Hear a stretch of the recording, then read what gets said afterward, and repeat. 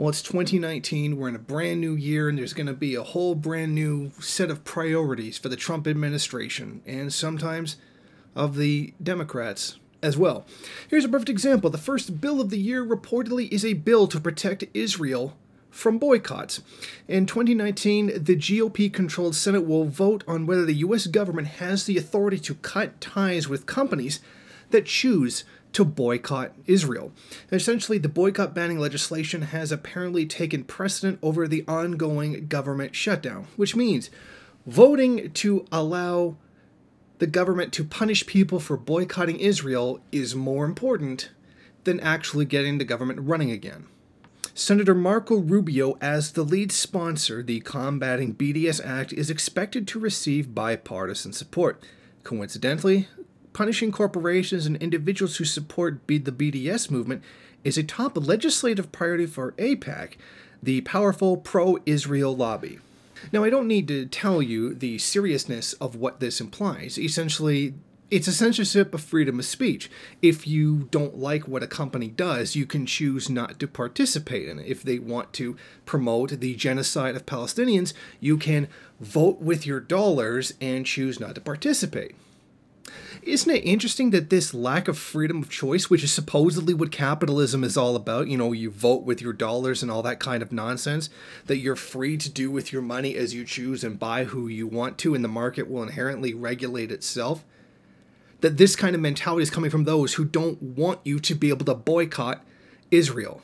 Amazing how that just happens, that the biggest supporters of the supposed benefits of capitalism are undermining those supposed benefits of capitalism.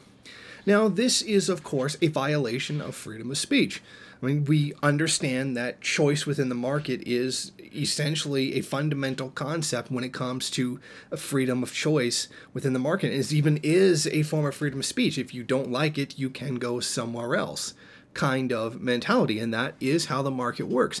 You're not allowed to make a statement by saying, I refuse to buy from this particular distributor or this business because they participate in Israeli apartheid. That is being taken away. So this isn't just a threat to your, philosophical rights in a capitalist economy, but a violation of your fundamental right to freedom of speech. And that's what we're facing right now. This is the tremendous hypocrisy of those who generally support capitalism in general. You're supposed to be able to go wherever you want with your money. That's what makes capitalism so great. To quote Cenk Uygur, would I love to be rich? Hell yeah, I love to be rich. And then it becoming a tremendous part of the problem. Sorry, I couldn't help but take a jab at Cenk Uygur there.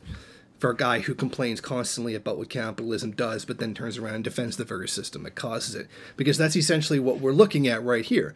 Those who continually tout capitalism as being free are doing the very thing to undermine it. And it's terribly ironic.